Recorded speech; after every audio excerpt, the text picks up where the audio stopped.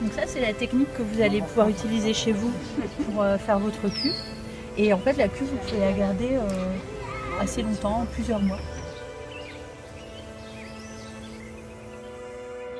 Et donc en fait, là, dans la cuve que je vais vous présenter, j'ai utilisé ça. C'est un indigo sous forme de pigment qui a été cultivé puis extrait en Inde.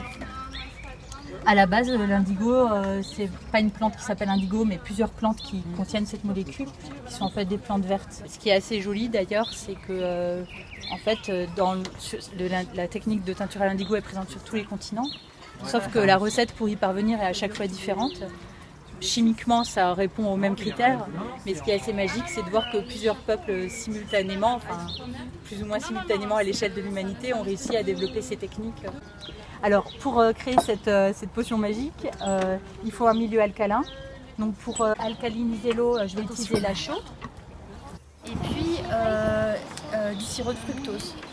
Donc là, il est sous une forme assez austère là, dans un bidon, mais on peut aussi s'amuser à monter sa cuve avec une banane écrasée ou même des épluchures de légumes si on veut faire de la récup.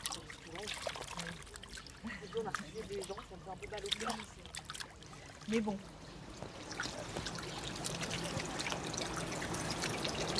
Voilà.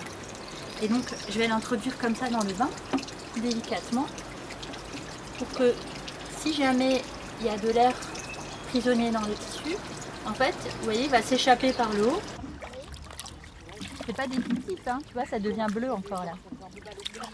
Voilà, maintenant vous pouvez les essorer. Au-dessus des plantes? Ouais, si vous voulez. Vous voyez, en fait, c'est sorti jaune et progressivement, ça devient bleu.